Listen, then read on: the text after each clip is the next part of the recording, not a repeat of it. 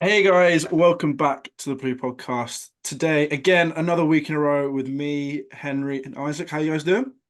Yeah, not too bad, not too bad. Been a good week, busy week.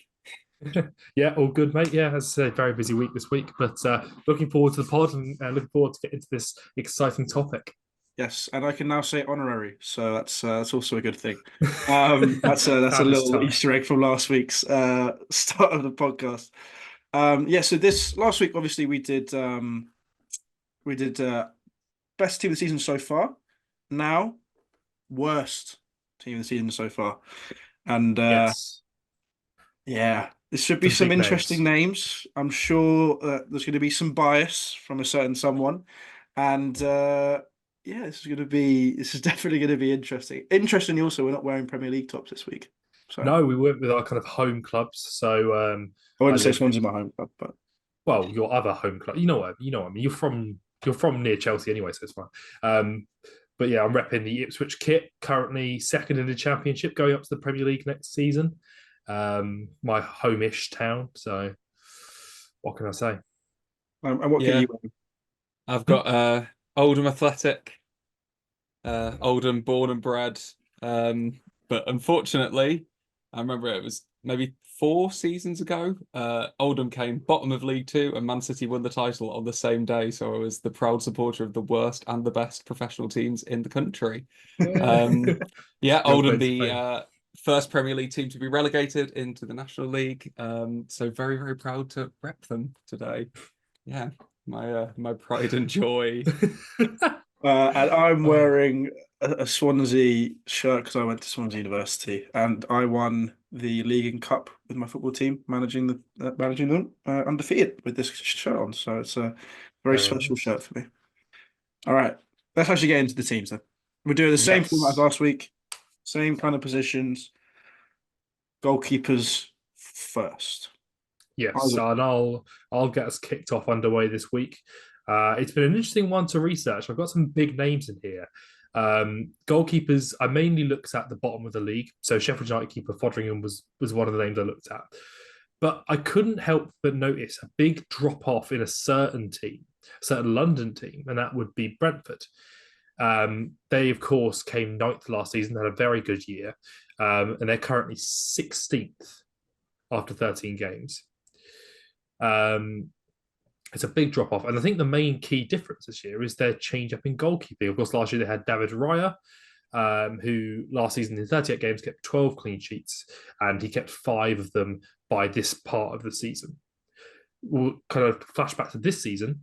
In 18 games, only three clean sheets have been kept, and that is by Flecken, who is a big £13 million signing from the Bundesliga from last season. And he just looks incredibly average and has dropped the quality of a pretty good Champions League, Europa League chasing team off to relegation candidates. So I think for me, there's no better option.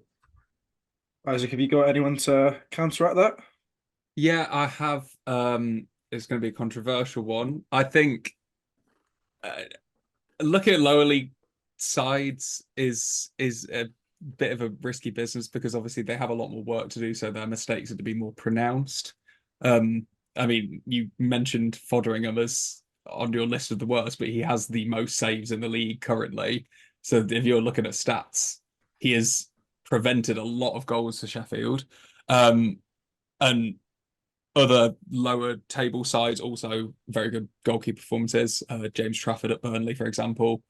Um, but I have gone for a team that is currently in fourth place in the table. I've gone for David Raya. Mainly, I don't think he has been the worst thing in the world. I thought he was fantastic last season at Brentford, and I have a bit of a soft spot Brentford in my since moving to London for uni. I've thought, the team that I follow, I like them quite a lot. I've been quite sad to see their drop off this year, and I do think there has been other reasons other than Flecken for that drop off. The loss of Raya is definitely up there. Flecken maybe just doesn't allow them the flexibility to play in the way that Thomas Frank wants them to. But I think that David Raya has gone from being the best keeper in the league at Brentford to being distinctly average at Arsenal.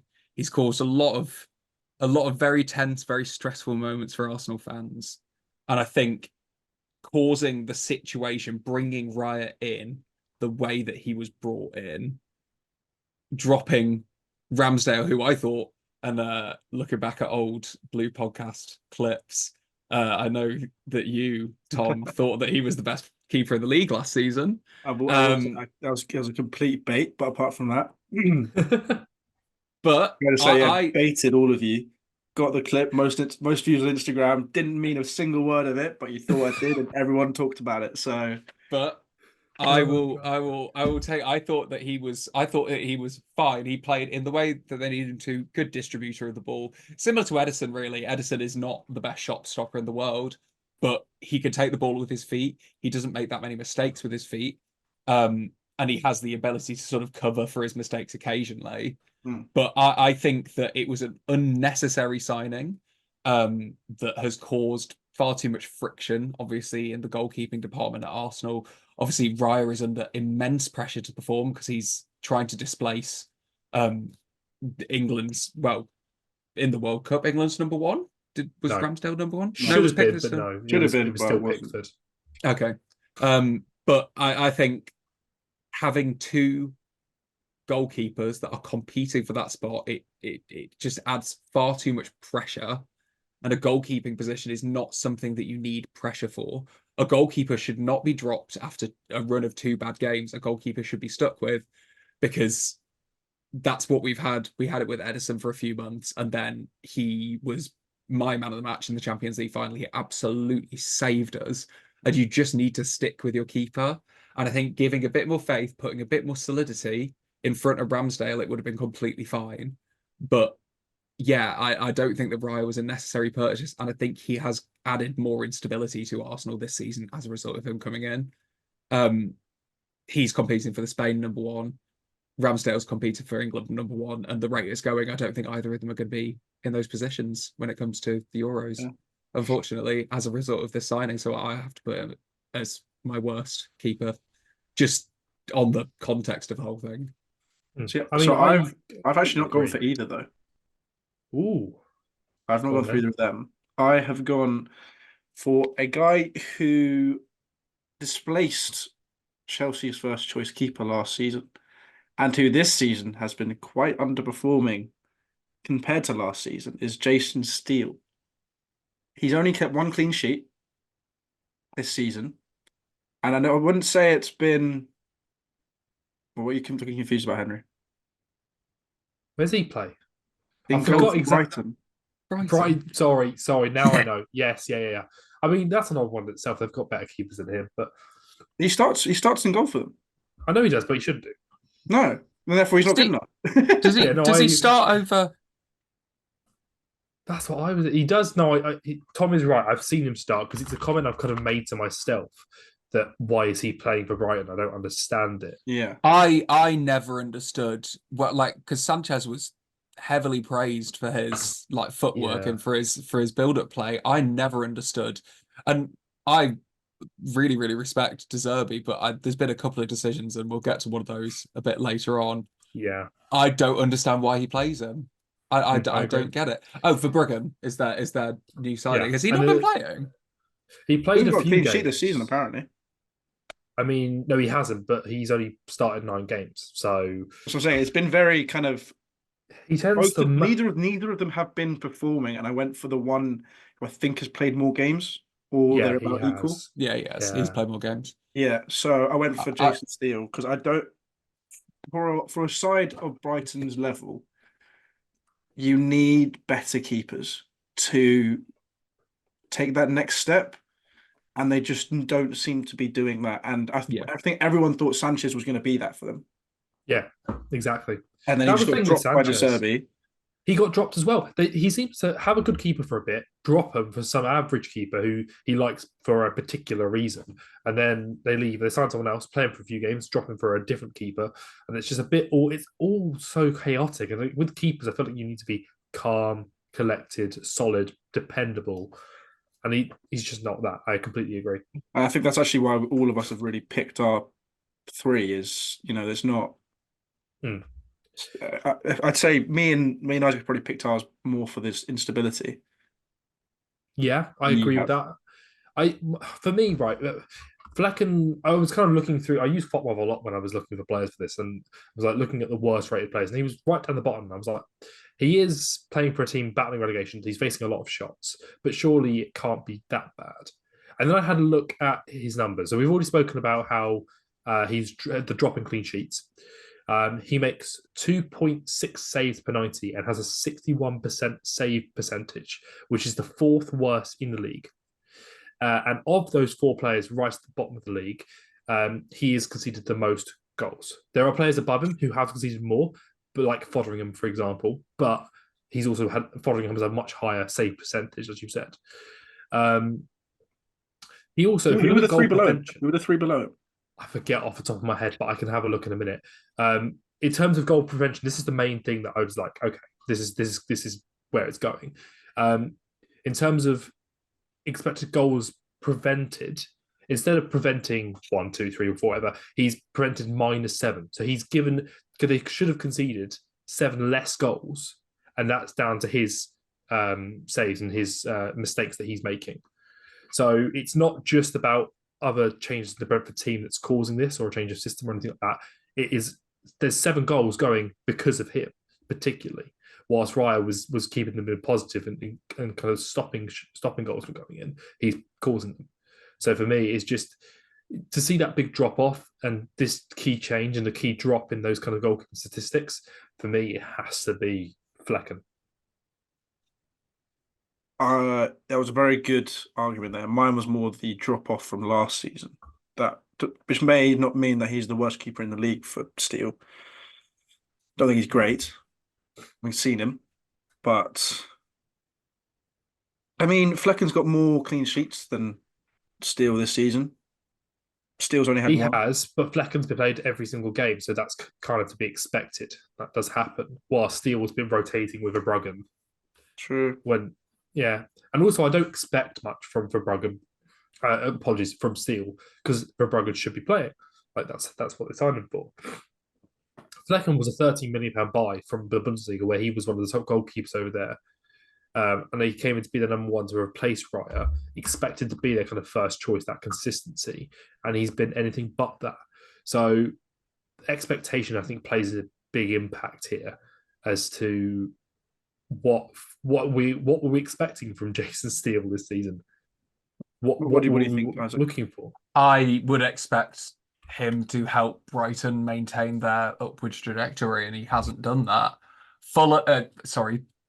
Brentford have been, as a team, overperforming for the last 3 years. They have been very, very efficient. They know how to play well.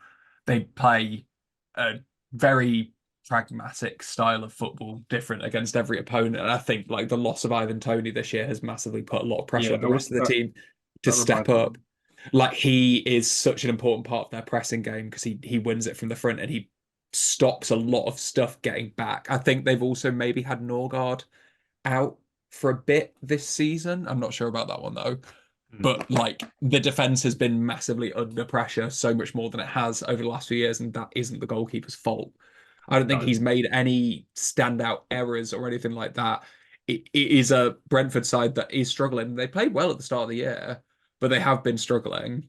Yeah. I Whereas do. I agree, and I have thought this in terms of a worst 11. Jason Steele should not be a starting goalkeeper for a top half of the Premier League side. Therefore, Exactly. and he is, and therefore he makes the worst 11. I do see your point. I mean, if I'm just having a look back at that kind of save percentage, like you kind of mentioned, Jason Steele is bottom, followed by David Raya.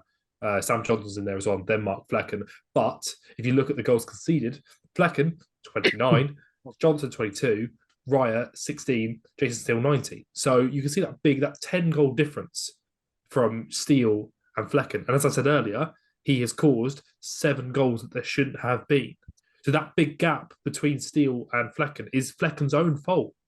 But as you said, but that to counter what that, as you said earlier, Steele has played fewer games, and his save percentage Yes. is that much worse, and It's he's only different conceded by a couple, like 3%.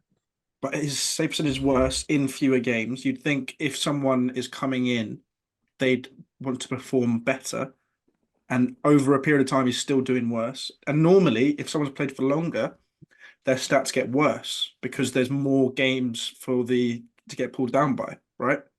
And in a shorter period of time, he's been worse. Yeah. And also, he's not that many few, like, how was it? 9 goals difference conceded? 10 goals difference conceded. Or 29-19. Yeah, 29-19. And that's not a great stat. It's a goal game. No. Yeah. And if you look at I'm- goals prevented, again, just to bring up that key measure again, you saw I was 7.9, I think it was for Flecken, 4.2 for Steele. So again, that 3-goal difference Yeah. is kind of key. I'm And he's- gonna. Go ahead, sir. I agree. Like you both make very good points, but I think I'm gonna side with Steele on this one. I think we've got juicier positions to get to. So Yeah. Let's should move we on. say? Should we go put Mr. Steele in there? Yep, happy with that. Yep, let's do that then. If I've been outvoted, I mean, Apologies. for me, this the kind of impact of what you used to do to fix this is take Steele out of the team and play a proper goalkeeper. Whilst with Brentford, they need recruitment. So that, for me, seems like a bigger difference. But I'm happy to concede on this occasion. We'll pop Steele in there into the starting 11. All right, let's move into the back fours, guys. Isaac, Okay, so because we definitely spent way too long on a keeper there. oh yeah, far too long. Way too long on a keeper. Let's move on. Right, let's go. We're going with Joel Veltman at right back. We'll go justifications later. Axel Disasti at right centre back. We've got Eric Dyer at left centre back and Amrabat at left back. I know he's not a left back, but I'm going to put him as a left back because he's played there and he shouldn't.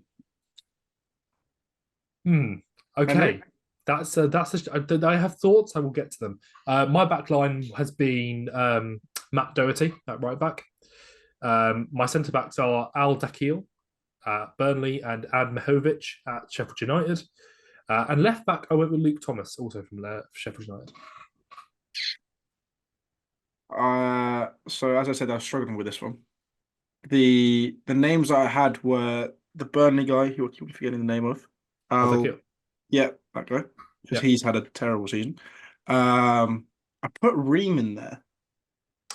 Yeah, I had his name on my list. Because Fulham have completely been agree. poor defensively.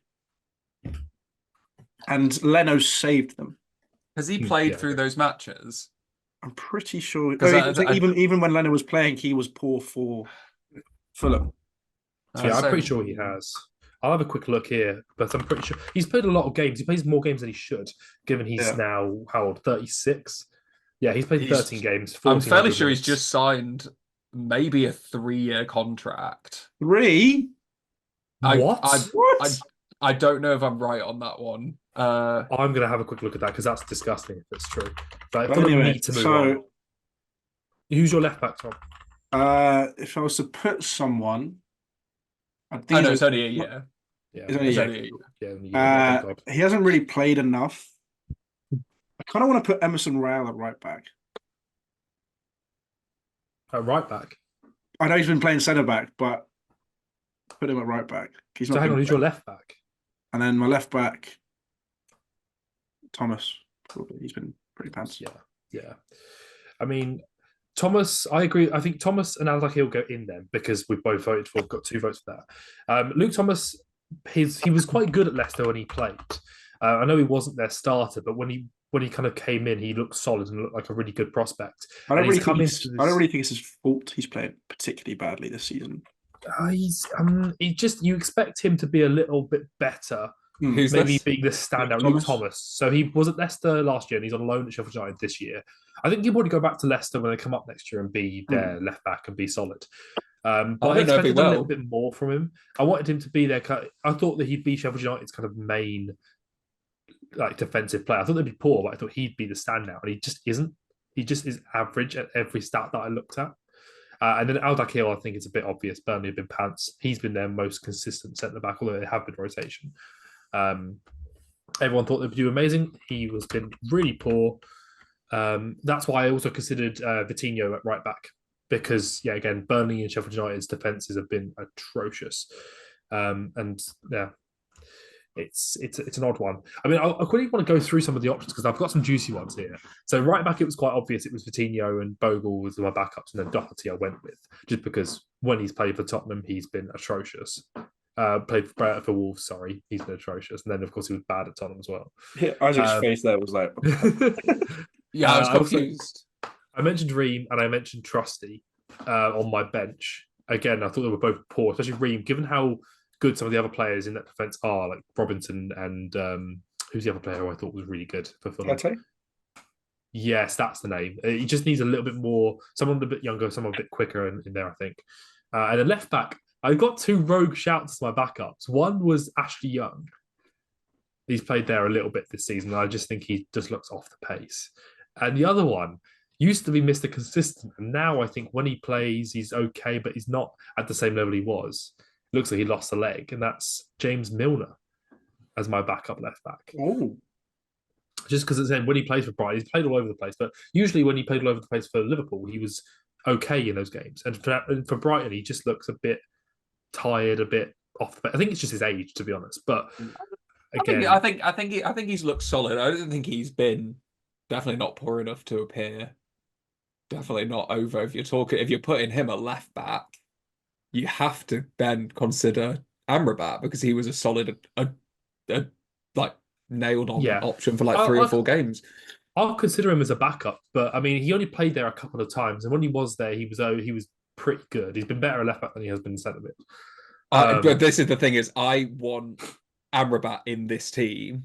I don't think he should be playing for Man United. I mean, I love that he's playing for Man United. He had a fantastic World Cup, but the only good piece of transfer negotiation that Man United have done over the last few years is making that an optional 30 million buy clause and not an obligation. Because he's been very, very poor. And I think because he has played left back, and I don't see, I mean, Luke Thomas hasn't been great, but he was not at the level to be playing for Leicester last year in the Premier League, and is one of the reasons they got relegated last year. That he is not going to be playing for them next year, I guarantee it. James Justin has that position nailed on. But he can also play right back though, and I don't know how long Ricardo Pereira stays at the club, so we'll see with that one. But I just think I think it's unfair necessarily to judge lower table defenders as harshly. And I think like players who, no one expected the Sheffield United centre-backs to be playing well this year. Sheffield United had one fantastic centre-back year when they had Chris Basham. But, I remember that. Like, I think it's not, I think we should have a bigger team player in because a lot of Premier League defensive have been quite poor this year. Yeah, I do agree. I think putting, is that why you have Disasi?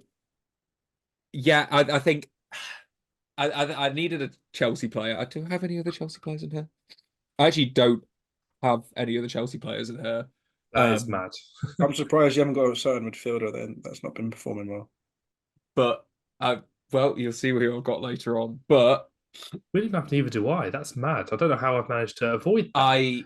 I think from Chelsea fans that I've spoken to, he is one of the, obviously there's the Jackson frustration, but I think defensively, Disasi has been one of the biggest frustrations for Chelsea fans. Obviously, you're a Chelsea fan. I disagree with that personally. Yeah, that's fair. I don't think he's been like there's a reason why he's been the most consistent player in that back line. And it's why there's a reason why he gets put in right back. Is it because he's the only one who can stay fit? Yeah, I mean, Disasi's. I know you said. I know I said that he's Mr. Consistent for our back line. I do think there's a reason for that. I don't think he's been that bad. I think there's been worse players or worse performances. In terms of a consistent level, I'd say he's been probably our best centre-back. Really? Because our other centre-backs will have certain games where they have just massive stinkers. You'd put him Yeah. above Thiago Silva and Levi Colwill. No, in terms of a overall over the season average in performances, he has the least stinkers. Yeah. He's got that Yeah. kind of 1,500 minutes under his belt this season. And if you look at his numbers, they don't look amazing. Like he hasn't got those long ball numbers or those passing numbers to make him an incredible ball player, but he is one of the top centre backs for duels one and aerial duels one. So physically on the deck and in the air, he's been very good. He's been in the top kind of range of centre backs for that. So I think those two key aspects that he's doing really well in put him out of consideration for this, in my opinion. And That's give fair. him one or two good performances. I think he could be considered one of their best defenders. I don't think he is your best defender. No, I don't think he's our best. I just think he's had He could be on though, and average that better puts him performances out. because there's fewer stink. He has fewer stinkers than everyone else. Yeah, Like I completely Thiago agree. Silva against Newcastle, awful. Levi Colwill also made mistakes. Badashile has basically given away 3 goals in the last 6 games. Like, Yeah, does that make sense? yeah, it does Yeah. make sense. I understand it. I think also he's one of those players, like Vicario that I mentioned last week, that I thought that he was a 21, 22-year-old player, but he is, 25. yeah, he's not a youth Yeah. player. He is not at Mm. the level that a Chelsea first team player should be at the age that he's in.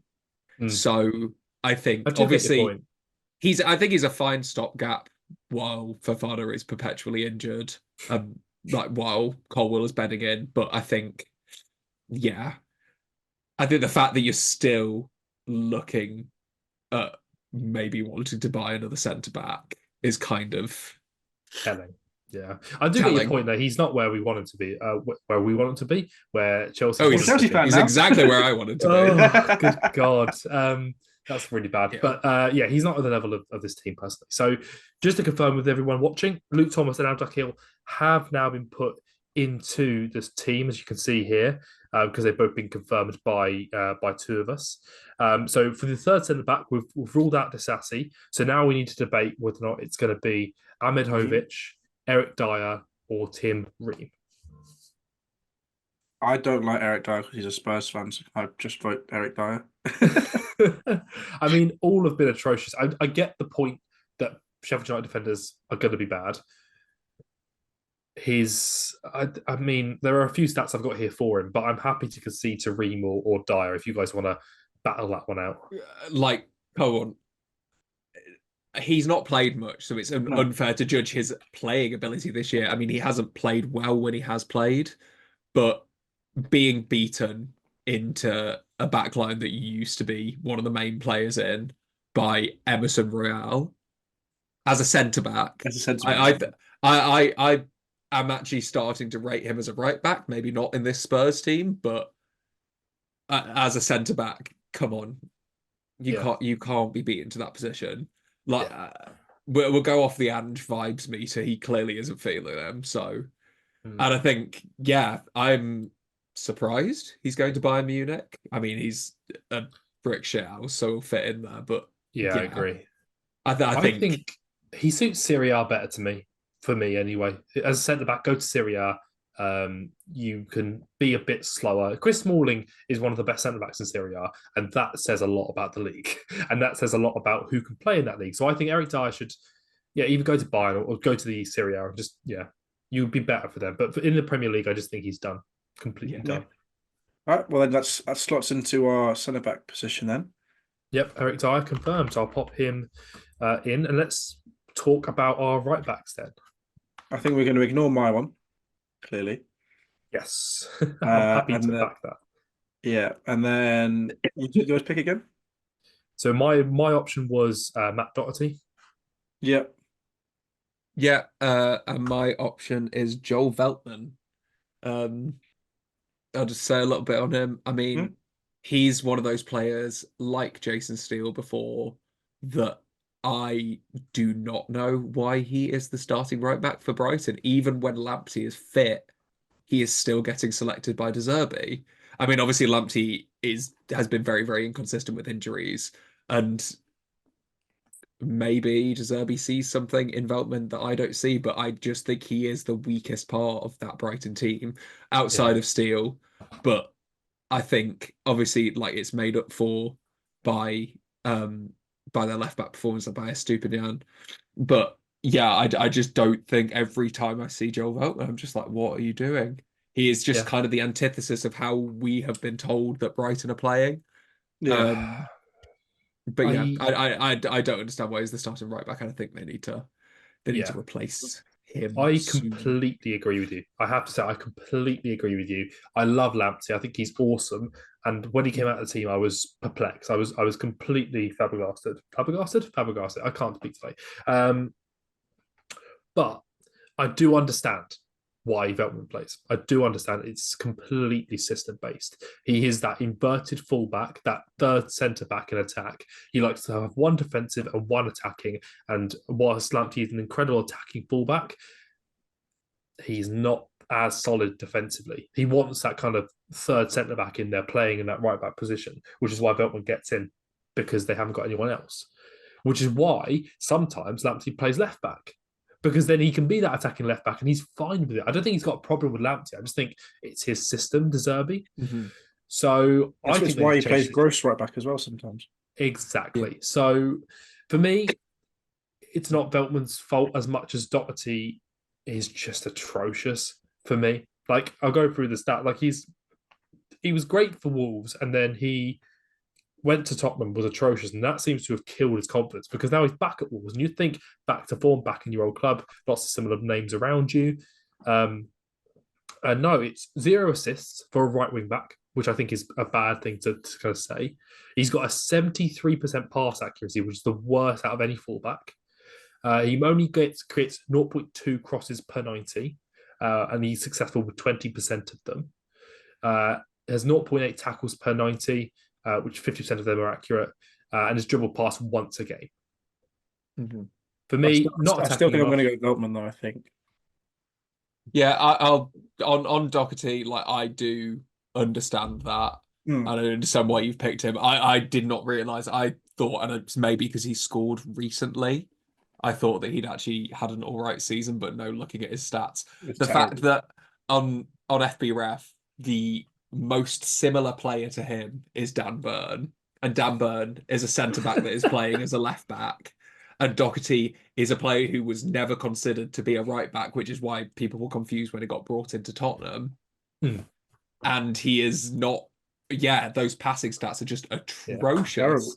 Because terrible. But he got bought by Nuno, didn't he? Was it Nuno who bought him? For what oh is It, yeah, no, that would make sense. Yeah, it at was it was Spurs. it was pre Conte, and I remember it because he's actually a kind of perfect Conte player when he's playing well. When he was in that And also he as that did right have wing he back, had 1 or 2 games under Conte where he played really well, but that was but he kind of it. still got he's so bad he got released on a free, and now he's played 14 games this season. And as I said, you've seen the stats; like he's just been absolutely awful for Wolves, and it's keeping Semedo in the team, who everyone agrees is not a very good right back, and everyone at Wolves agrees he's not a very good right back, but like the options there are so limited that he still plays. And I just think that says Yeah. something. I think Veltman as a centre back probably would be okay. And I think he probably wouldn't be playing for Brighton if the system was a little bit different. So I don't think it's necessarily his fault as much as Doherty's been given opportunities and is just not at the level. Yeah. Yeah. Maybe you swung my vote right at the end there, Henry. Actually, I Oh, think I think I think argument. we could use the same argument again that we used for Jason Steele, which is he is like Veltman is holding the back a bit. It is But is he holding the preventing them. back, or is De Zerbi holding the back a little bit with the way he wants to play? Or is it just a case where they just need to go out and recruit? Yeah, I think they need a new right back. Um it should be or very unfair for Lamptey, who's not really put a foot wrong. No, I yeah, completely agree. and I think that's the other thing that is so frustrating about him is that even when Lamptey's fit, he's keeping him out of the team somehow. So I think yeah, I'm Weirdly sticking firm enough, with Veltman. I mean, Well, weirdly enough, just we the need to last move on to point. the midfield and I've attack. got one more point that I just want to make just whilst we're on that. Sorry, because it's so yeah. Weird enough, my opinion, the best thing for Brighton right now is not to buy a new right back, probably to buy a new goalkeeper, but not to buy a new right back, but to actually let De Zerbi go. I think if De Zerbi moved on, get bought by a big club like same as Potter did, it would actually be better off for Brighton at this point. Keep the money, get a manager who plays with two wing backs, you have Lamptey and Estupiñán there already to change your system. Because I don't think De Zerbi will change his system. I don't think he has his way of playing. I think Brighton would be better off just keeping the players they've got and then going to a different manager who plays slightly more attacking in the wide areas. Anyone who watches this is going to think that we are paying you to say controversial things with absolutely no backing because he's got them. I know, but maybe he's hit. I'm just thinking maybe he's hit his level. Maybe if you want to get the best out of the players that you've got, it's not this system. It's not this. he needs they just need their gems to bake in the oven for a little bit longer. They just need a little bit more time to grow those players and get their consistency up because those players have such high ability. When Evan Ferguson is at the level that he can be consistently playing week in, week out, they have a nearly 30 goal a season striker on their hands. But he's not starting every single game. João Pedro this season has looked absolutely fantastic. Like they have such good players on their hands, but it's just because they're so young, getting them to work. And there's a lot of rotation in the team as well. It's a time because their old players are old, like Welbeck and Milner. They can't play every single game, and their young players are young, and they haven't got either the stamina or they don't want to overwork them. They need them to mature through and be regular, younger, but not like in their infancy players. And then they will be consistent. They have the players, they just need one or two more, maybe one big signing. Maybe a big six to replace Caicedo. Or goalkeeper. Yeah. Yeah. Well, it is what it is. I mean, we'll see what happens, but I just don't think it can stay like this. Yeah. To keep Brighton going. I mean, Tom, you're the deciding vote on this one. Where are you going? I'm going to go with Doherty.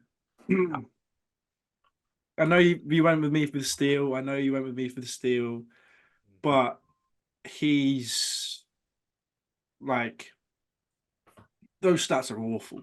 He's just filling a place on the team. He's not a player. If anything, we can say the same thing about Doherty.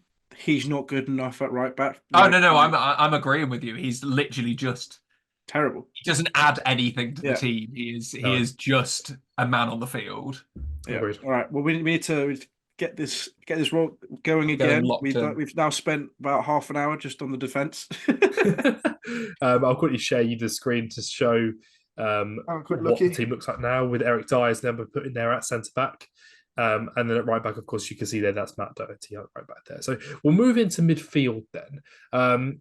I've got a kind of defensive midfielder, a box-to-box midfielder, and then a 10. Shall we go through? I'll kick this one off, and we'll go through each of the different positions. So my midfield three is Oriol Mangala at Nottingham Forest, Curtis Jones at Liverpool, and playing 10, although he doesn't play there all the time, but he's an attacker. Winston Reid? Sorry, that's the other one. Bobby Reid at Fulham. I've got none of those. I've gone for a similar track for one of them, but no, I don't have any of the same ones. Do you want to go first, Tom, or should I go? I can go first because what I've kind of had to squeeze two of these in because there's also people that I want to talk about in the attacking roles. And so I've actually squeezed them in because I think in general in the Premier League this season, midfielders have been the best part of every team, if I'm going to be honest. Apart from Liverpool. Apart from Liverpool. And actually City. Okay, so apart from Liverpool and City, midfielders have generally been most teams' best players. So this is what. So I've gone Enzo Fernandez. Don't get me wrong; those are rare. He is a phenomenal, probably going to be world-class player. All right, and when he passes the ball, when he controls the game, he feels good. Feels very, very good. But he's underperforming. He is underperforming, and this is. I'm probably going to vote against putting him in with anyone else, but I just thought I'd mention him. Mason Mount. I know he hasn't played a lot, but when he has played, he hasn't played at all. When he has played, he's been crap. And then I wanted to put him in because I think he's been pretty pants for Spurs. I know he's more of a left winger. I kind of want to go for a 4-4-2 if I could. Mm. If I could, I'd go for a 4-4-2 with Mason Mount and Fernandez in the two, and then Brennan Johnson. Uh yeah, I don't think we can consider Brennan Johnson a midfielder.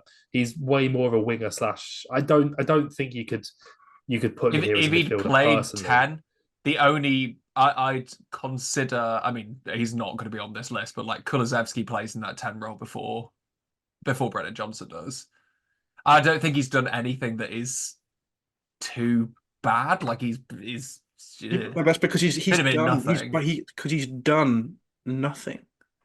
I said in the summer that when they were rumored with, because they were rumored with Brennan Johnson, but they were also rumored with Sancho. Mm. And I was thinking, I was like, who do you want to spend £50 million on? I And it's don't. Sancho. And for you, I'm sure it's not Sancho right now, but Sancho is a Oh, that's another fantastic thing. player who is stuck in the hellhole that is Man United. But yeah, I don't think Brennan Johnson should be there. No, I don't think he's been awful. I also don't think he's played enough. No. So, even to be considered as a winger. I just not for me personally. But let's take it from the back. Let's go with CDM first. Mine was Mangala, although I did consider. Right, Isaac hasn't done Uh, his, has he? I've not done mine yet. Yeah. I am so sorry. I am a No, forgetful that's all person. right. Go ahead, That's Isaac. why I run the Take show it and you away. don't, mate. Well, for now, we'll see. So Oh. I've gone for similar to Henry, but I think that Sangare has been probably similar level to wait, who Mangala. did you say again? Mangala. Yeah. I think he's probably been a similar level. Except he came in. There's another player on my list who I will get to in a minute, who similar reasons came in with kind of lofty expectations. He was the highest profile player that they brought in. He was, I mean, linked with United, I think, for the last couple of summer transfer windows. It was a stats thing. It was his underlying numbers defensively in midfield, both before he went to was it Portugal? I think he went to something like that. And then whilst he was there, were all incredible. And I Is it thought he was PSV? PSV. That was it. Sorry, they were incredible before and during. And then of course he's come to the Premier League, and I thought that's a great signing. And it's not looking good for Forest in midfield at the moment. Captained PSV to the league last year, didn't he? Did they win the league last season? Yeah. Yeah, they did. Yeah, you're right. Yeah. Yeah. Was he captain? I've got no idea. I'll agree with you. I think it was. Know, but but yeah, I think like came in with very, very high expectations, and he has just not performed. And the last few matches where they finally picked up their form and they've been playing really, really well. I think their appointment of Nuno. I think Nuno is a very, very good at a small club, but I don't think he works as a big club manager. I agree. But I thought the appointment of Nuno was a fantastic appointment.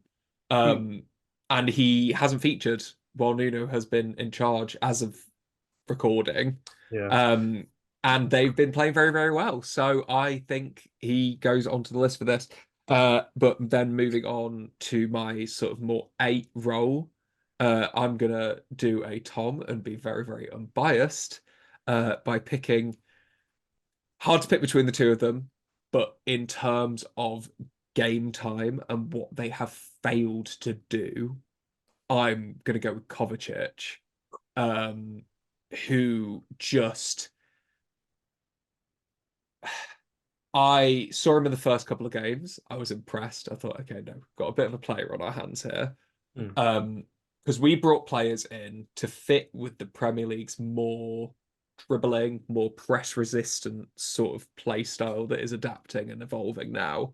Yeah. Because we've always had those players who can ping the ball, and then players like Bernardo who will carry it. But having a deeper lying midfielder who can do that was sort of a new and more exciting thing that we thought we could do. And I think it's probably because that experiment didn't really work out, and he's been asked to play a more direct, more passing role. He just hasn't been able to do that. He's been trying to fill in for KDB while KDB's been out, and they just aren't the same player. But as a result of that, it has exposed some serious flaws in his game because he has been attempting. Not many City players have been actually attempting to play direct, and that's why we've struggled recently. But he has attempted it, and he has been piss poor at it. You saw in the Arsenal game, every single. If you need a player to play a through ball to the goalkeeper, he's your man. But playing a through ball to the striker, can't do it. Literally in that Arsenal game, he'd get the ball. I mean, he nearly got sent off twice. Like Yes. reckless challenges. Like he should have been sent off twice. That was very poor refereeing. Both of them were, as soon as it happened, I was like, that's a straight red. No shadow of a doubt. That's a straight red. And they went unpunished. I mean, he got a yellow card for one of them. But yeah, he was atrocious. It was like suicide. Very poor against Chelsea as well. Obviously still has a lot of love for Chelsea in his heart. But Celebrated when Cole Palmer scored. yeah, like you, I think, are missing him this year. I think he would be working really well in the current Chelsea midfield.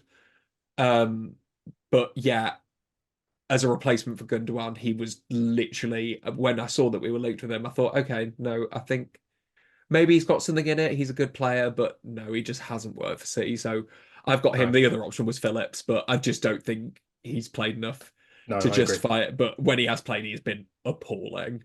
I completely Again, agree. I was actually excited for him when he got brought in. I thought he's going to be a good part-time backup to Rodri. He can play a pass really well. He's been really solid for England. Don't know what happened.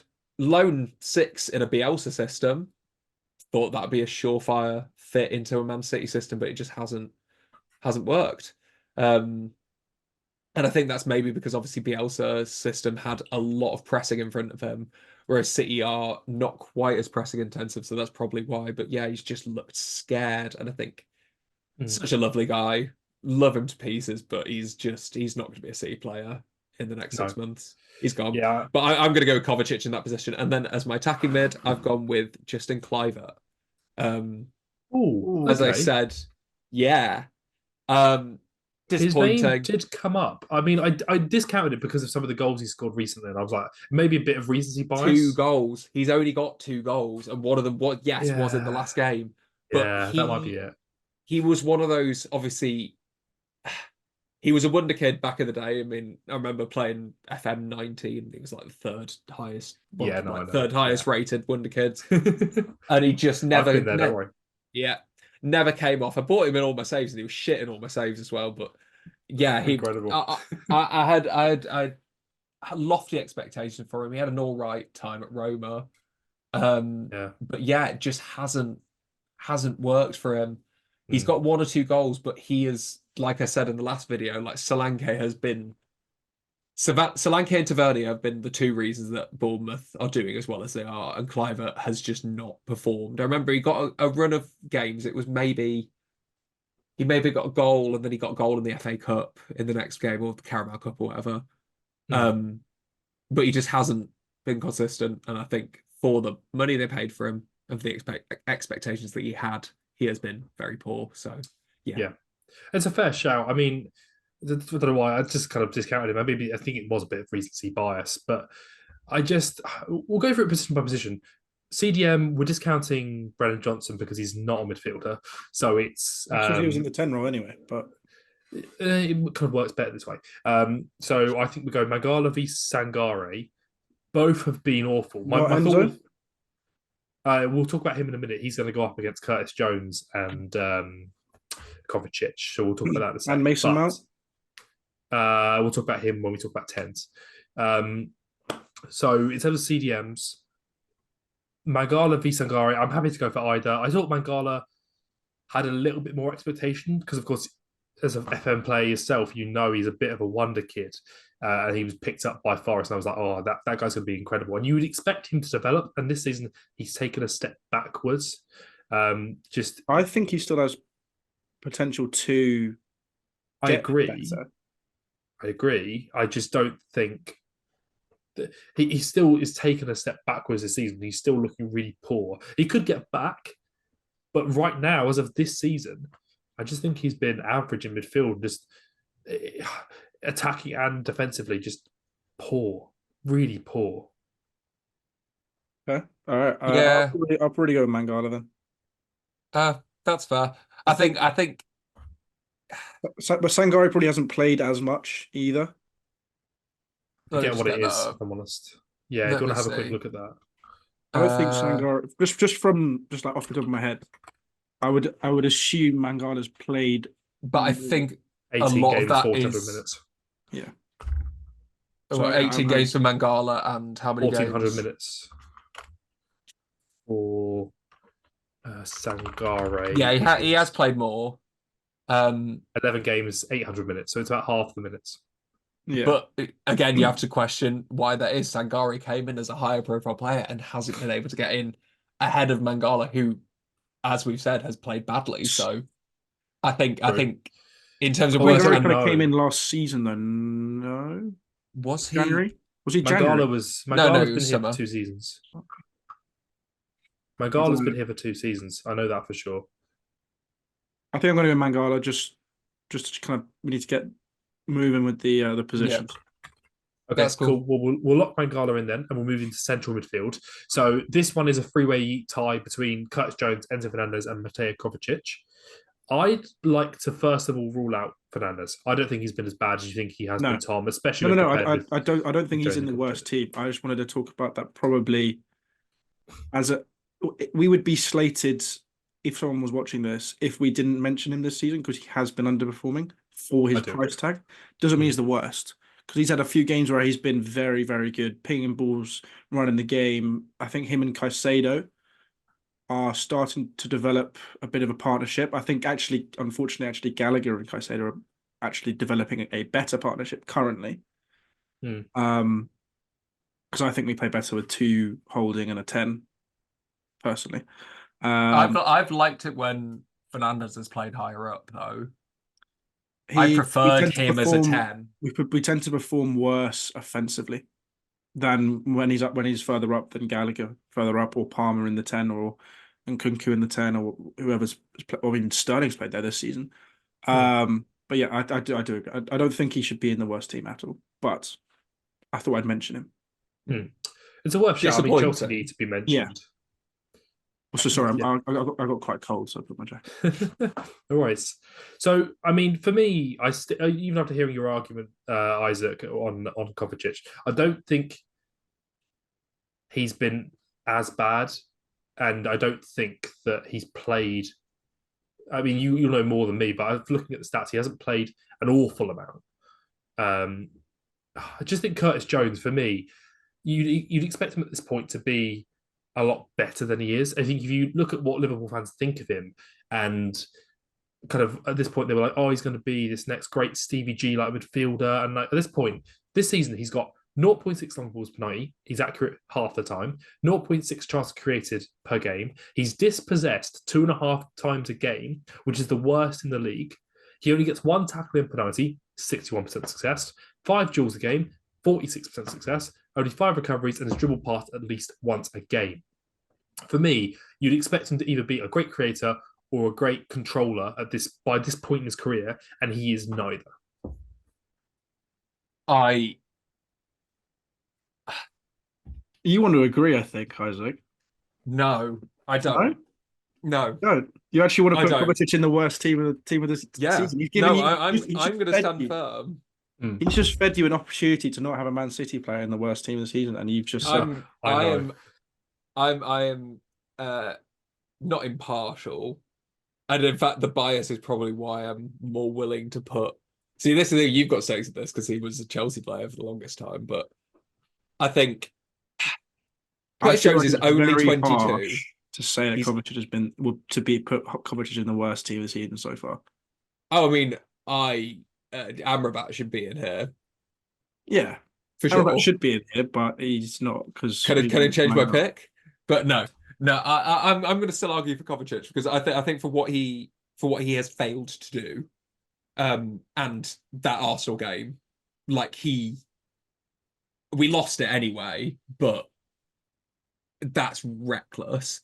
Like just what he did in that game and just the way that he was playing was just trying to force it, and that's not he was the only player on the pitch who was trying to do that, but that's usually can be a positive, but it was not in that game. Watching, and I know it's not Premier Either League. way, though, Isaac, I will have to say I'm going to be going Curtis Jones. I'm going to say it. He's been But ineffective. the reason is over the Christmas break I watched a couple of Liverpool games with my dad, and in both games I went, Curtis Jones hasn't really either performed or hit the level he was supposed to be hitting. Exactly. And like you've got like the likes of Cole Palmer and Phil Foden and all these like young English kind of midfielders, Conor Gallagher, Declan Rice. He was kind of on the scene before any of them. He was. And now look at him. He's not developed in the slightest. Liverpool do this. They do shout a lot. I think. I mean, it's not going to happen because I do think that Kobe Manu is a really good talent. But it's kind of similar. He's getting a lot of plaudits before his time, and Liverpool players love doing this. Liverpool fans love teasing their players 2 years before they're even close to breaking into the first team. We were hearing about Rhian Brewster for years. They got him a Champions League medal, even though he didn't play like literally any games in the season that they won it. But I think Curtis Jones, and I don't know whether it's just because I've got that clip of him cooking Ben White burned into my brain from the weekend, but I wouldn't say cooking. It was more of a It was more of a Ben White was like, "You try and do that to me, I'll put you on the floor." Yeah, exactly. I just think Jones has that reputation by Liverpool fans that it's undeserved at this stage. He scores a couple of good goals, and everyone's like, he's just a great midfielder. He's a Liverpool player. What do you expect? Yeah, very true. But I think given the flux of their midfield, I don't know how much you can put that on him, because a lot of Liverpool's midfielders have underperformed. I didn't realize this. Like I'm looking at stats and stuff. Like Szoboszlai he's had a few games that he's played really, really well in, but he hasn't been what they've expected. Alexis McAllister hasn't played as well as they've hoped he had. Endo is the one signing that they made that has really, really performed. Gravenberch has fallen off the face of the earth. Like Liverpool fans are really not happy with him right now. So I don't think Curtis Jones is the one that we should point the finger at, and I don't think he should make the worst 11. That's a shame, though. Let's move on to the 10s. Yeah, someone's outvoted. In terms of 10s, I'll just talk you through my kind of thoughts, because it's like I went with 3 Fulham players in my 10 role. I went with Winston Reid as the one I went for. Andreas Pereira has just had a good season last year, just dropped off the face of a cliff. And Alex Iwobi, I just think is a waste of money that they shouldn't have bought, and he's just average.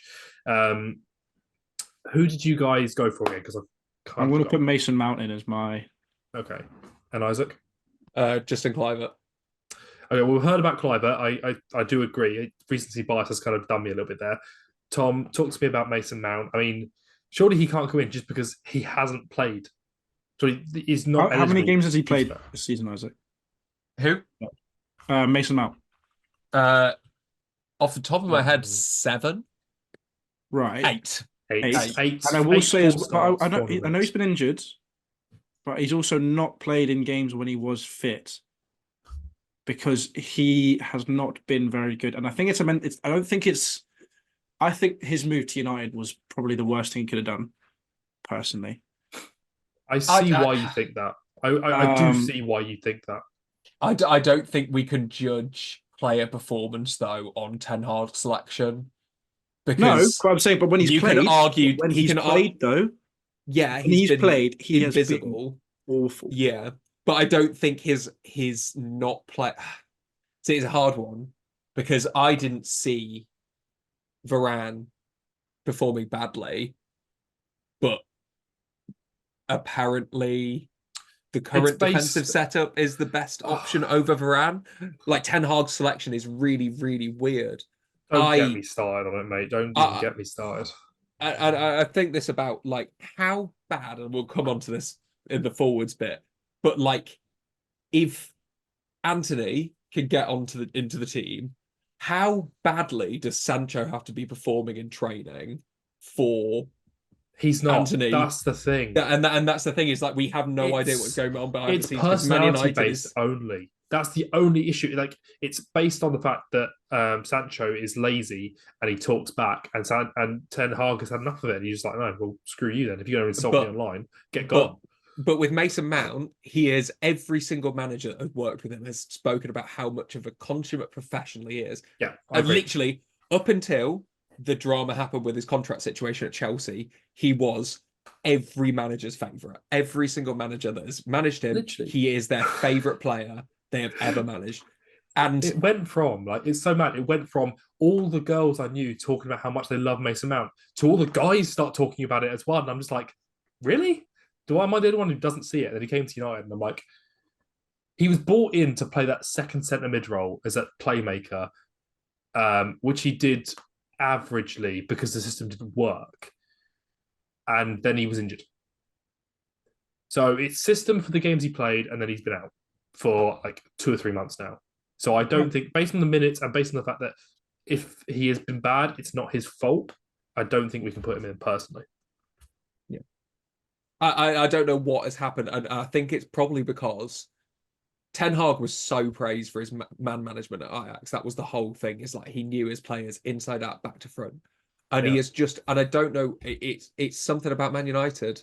They just curse everyone who goes near the club, and the players can't be spoken to. They can't be instructed, and the managers just completely lose their heads. Like Ollie managed to keep a smile to the end, bless him, but like everyone else has just completely lost the dressing room, and that I feel like Ten Hag's done that, but they can't get rid of him because they need to finally prove that they can stick with someone and show faith in a manager. But yeah, I don't know what has happened to his ability. I think he's just cashing it in at the moment. But yeah, Ten Hag out of anyone should be able to get something out of Mason Mount. I think he will eventually. I think it needs a change in system. It's something we'll get into. I think we'll talk about Man United a bit more on a later pod because it is a bit of a nightmare. But I am going to side with you, Isaac, on Kluivert. I'm happy to. Yeah, Green was awful, but I thought Kluivert is I recently bias kind of screwed me over a little bit with that one. I agree with your argument. So we'll pop him in and I'll quickly show you guys the team that we've got going for us. So that midfield three is now going to be Mangala here on the right-hand side of that midfield, Jones on the left, and then Kluivert filling that 10 space. So, boys, let's move into some interesting stuff on the wings. Who wants to go first? Anthony. I was going to go with Anthony. I promise you I was going to go with Anthony, but I found someone worse. Trust me. What stat No. have you used to justify this? No. I'll say my thing in a minute. You guys go through your full attacks. Okay. You go first, Tom. Up top, Højlund. This is going to be fun for me. And the reason why I kind of wanted to put Brennan Johnson in the 10 is because Darwin Núñez, has also been crap this season. He's scored a couple goals. He's also missed a lot more. His XG to goal ratio, I think, is the worst in the league by a lot. Like, Yeah, I think so. it's worse than Nicholas Jackson's. Like, and Jackson scored more goals. So, like, it's not good for him. And so I put him at left wing just because I couldn't fit him anywhere else. Wait, who did you put left wing? Darwin Núñez with Højlund. Oh, Darwin Núñez. Okay, yeah, we'll debate after. So I've got Anthony right wing, literally like did nothing. It's not even a question. Yeah.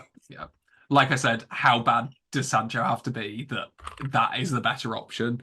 I've gone for Koleosho from Burnley. I had to have one Burnley attacker in here because they have just severely underperformed.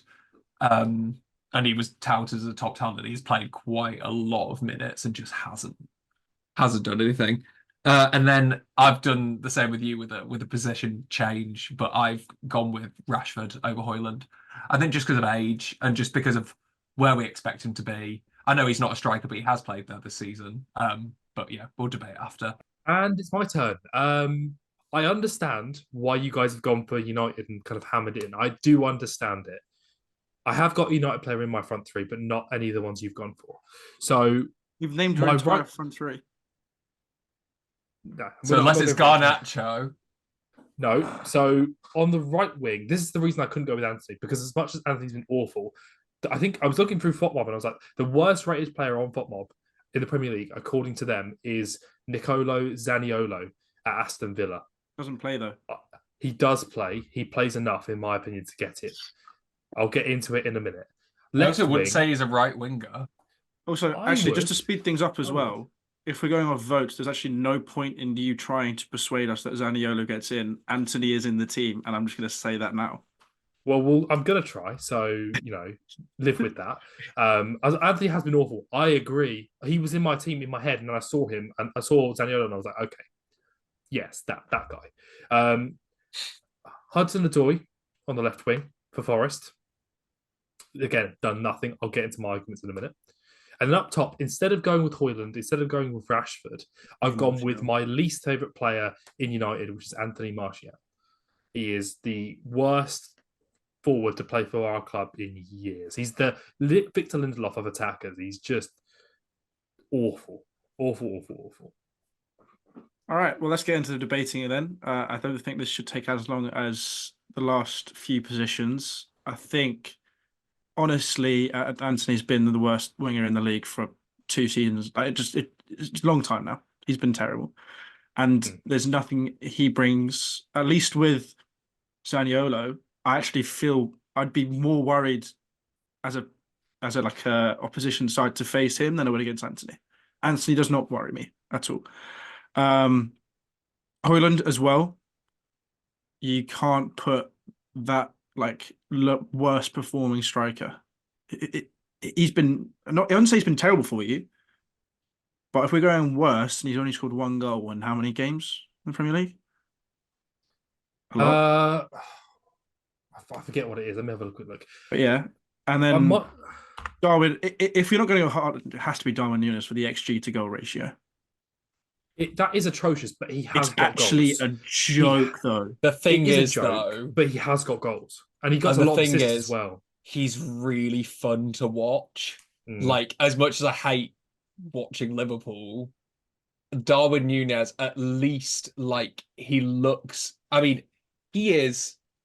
If you just increase his finishing by like 25%, he would be an elite player. His positioning, his speed, his runs, elite. He just and the amount of like insanely good chances he has crafted through his movement that then he just spaffs away. Like, I think if he was in a front two with a finisher, he would be immense. Like, absolutely insane. You could get a slow, like, literally put like Giroud next to him. I know he's not going to play for Liverpool or anything like that. Put Giroud next to him in a 4-4-2, he would kill it. But as a lone striker in a Liverpool team, it doesn't work. But if he just improves his finishing slightly, he could be insane. Obviously, the money they paid for him holds against him, but I do think,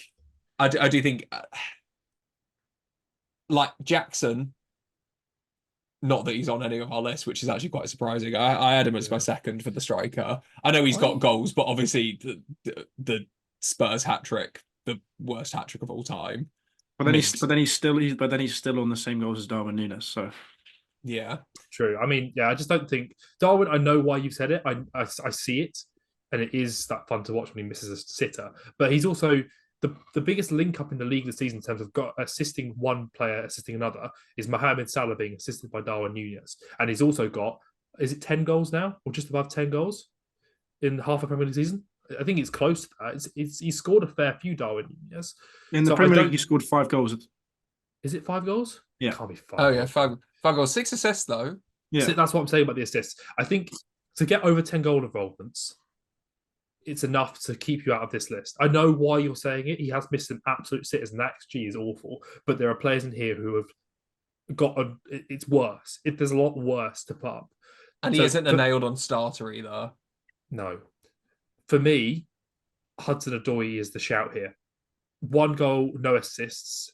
Only gets less than a shot a game with 0.5 shots on target. Only 1.4 chances created and only 2.9 touches in the opposition box per game. He doesn't even get into the box. I know he hasn't played an awful lot of minutes, but when you look at the player that how hyped he was when he broke through in pre-season for Chelsea and then became a kind of rotation forward, he was hyped up that bad, and then he was sold to Forest for like $1 million, and everyone was like, okay, go to a smaller club, build it back up again. and he's not played often, and when he has played, he's been awful. He's been terrible. It's because of his injury. He has had an injury. I'll give you that, but like He was the out for a stats, year. I do get that, but now he's come back and he just looks a shadow of himself. And you look at the stats, and he's just awful. The other wingers I consider, just whilst we're looking at left wing, Danjuma I considered, because I think he's come on loan to Everton. Marcus Rashford's been worse than Danjuma. And Mudryk I think has been terrible as well, personally. Mudryk doesn't get it. No. Again, it was a bit of a rogue shout on the left wing, but Hudson-Odoi for me is clear.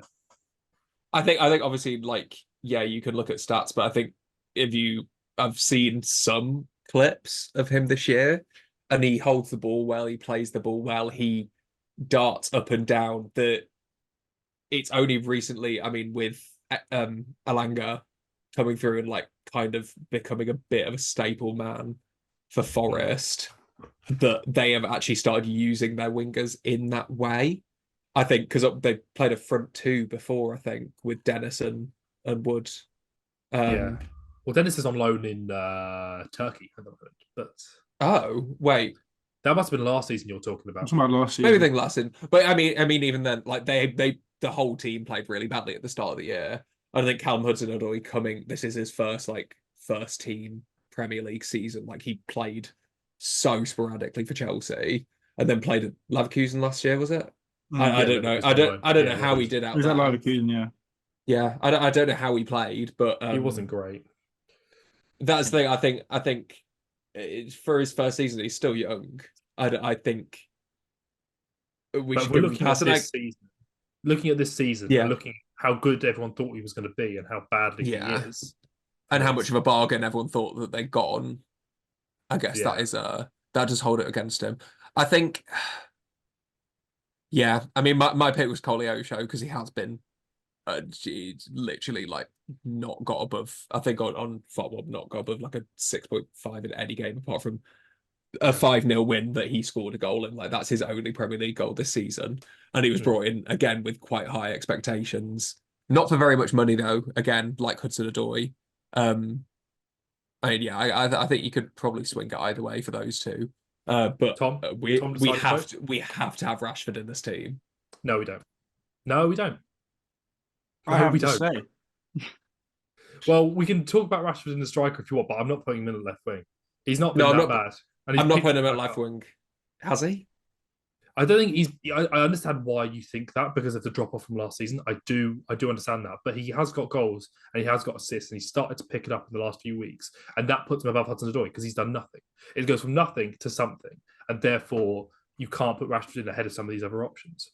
I think Rashford. I think for the expectations, he has been appalling because, like last season, it was like, oh wow, he's finally back, and then this season, like last season when I was watching him, obviously I don't like it when Man United play well.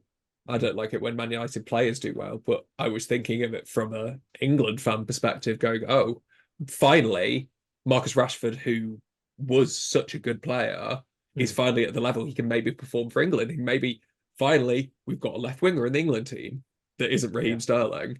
But well, I mean, unfortunately, he's just dropped off completely again. Like, players can have a bad patch of form, but he is just anonymous when he is in a bad patch of form, and it's so unfortunate. It's that same thing again. Man United desperately need a therapist on site. Like, they need to massively improve their behavioral and their sort of like mental health training side of things, because that's something that Man City get really, really right, and it's why you never see miserable players at Man City.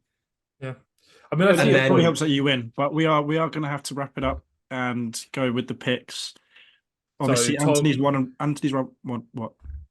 Why don't you vote on our left winger, Anthony? I've been voted out. I'll pop him in, and then we'll quickly talk about vote for a striker and then go from there. So Hudson-Odoi, or who was it again, Isaac, from yourself? Koleosho. No, Koleosho for left winger. So Koleosho, we're not putting Rashford in because I think we put Hudson-Odoi probably just because he's done less. And by less I mean scored one less goal. And for the reputation. Yeah. Yeah. And then up top, Rashford. Yeah. Yep. No, I think it's Martial. No, you can't You didn't change say the Martial. I can't believe we're putting Rashford in over Martial, who's got one game in 13. Okay, so wait, the 13 options games. are Martial, Højlund, or Rashford for the striker, yes? Yeah, it's Martial. He is just that's right. If you look at the stats between him and some of the other players, like Rashford's got goals and assists this season. He's dropped off, but not at the level Martial's got. One goal, 13 games, one goal, not even half a dribble a game with 50% accuracy, only 3 touches in the opposition box a game, and And he's Højlund? possessed twice a game. Højlund, hang on, let me have a quick look. So Again, I didn't really I consider would lean Højlund, more but towards Højlund either way anyway. Højlund for me is just How many a games? victim of being in this team. When you can say the same 15. about Martial. No, but Martial, Højlund's done more in his games than Martial does. And for me, Martial hasn't performed at all for years. Højlund has done it in the Champions League this season, so there obviously is a player in there. It We're just not needs. doing Champions League, and we're not talking about previous seasons with Martial. I We're know. talking about this season. I know. If you do compare them, I do get why you want to put Højlund in, but like he's done something. Like he has done something. Højlund does. Like his dribble success rate is at 56%. I'll defend Højlund. I think he has been unfortunate. It's not his fault. That it's not his fault that he's only got one goal. I actually decently rate him, and I think his age and I think his inexperience also has to be sort of taken into context compared to. I mean, Martial has been written off for 3 years, so I don't think we should even be speaking about him because he shouldn't be playing for Man United. No, he shouldn't, but he is. That's the thing. Marcus Rashford, I think, in terms of his performance level, which has been very poor, and then also pair that with the expectation, his reputation, everything like that, the fact that he is expected to carry the Man United front line and he just hasn't been. No one expected Martial to do that. No one expected Højlund to do that. When they paid 70 mil for him in the summer, everyone went, okay, he's a good player, maybe 40 mil, not a 70 mil player.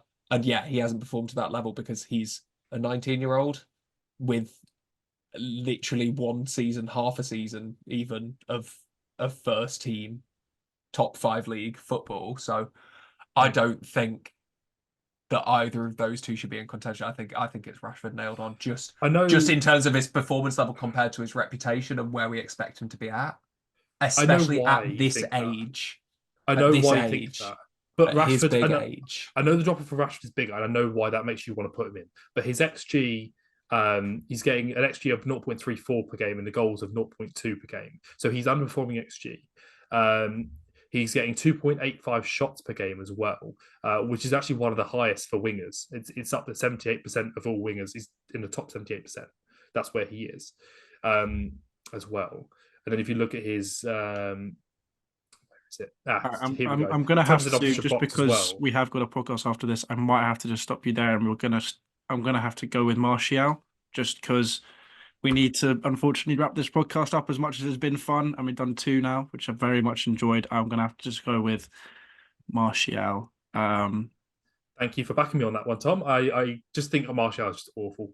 I know that might seem harsh, but I'm just like, he shouldn't belong in this Man United team. But here's our finished side, just to show you on the screen here. So we've got Jason Steele in goal, Matt Doherty at right back, Luke Thomas at left back, Al Tahil at left centre back, and Eric Dyer at right centre back. A midfield 3 of Mangala, Curtis Jones, and Justin Kluivert, and then a front 3 of Callum Hudson-Odoi, Anthony, and Anthony Martial. And what we go for worst sign of the season? Quickly, worst signing of the season. This season, there's a few. With the price tags, there's been a few. Why don't you go for your suggestions and then we'll pick from there? So I've got Mount on there. I've got Højlund on there, and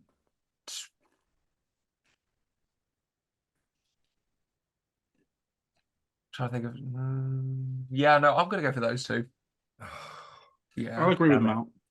I'll go with Mount just because I don't think Højlund's been that bad of a signing. I don't think Mount's been that bad of a signing either, but I can't think of anyone else who I could put up for it. So Kai Havertz is the only other one, but that's I vote Kai Havertz. He's actually performed better. No, I vote Kai Havertz. But I vote Kai Havertz. That's a shame. It's still both. I'm sticking with Mount. I'd have Kai Havertz as the 3rd on that list. Yeah. I go Kai Havertz, but you've outvoted me. But I voted for Kai Havertz if anyone's watching. So Man United fans, do not kill me in the comments. I went for the best option. Yeah. Well, Yeah. thank you very much, guys, for watching another Blue podcast. If all goes smoothly, the next time you'll see me and Henry's face on a Blue podcast will be in the studio. Yes. And hopefully we'll have Isaac back on again in the future. Yeah. All right. Hope to see you See you soon. guys. Thank you very much. Right. Like, subscribe, and all that malarkey. And yeah, cheers. Everyone, Bye. toodle it.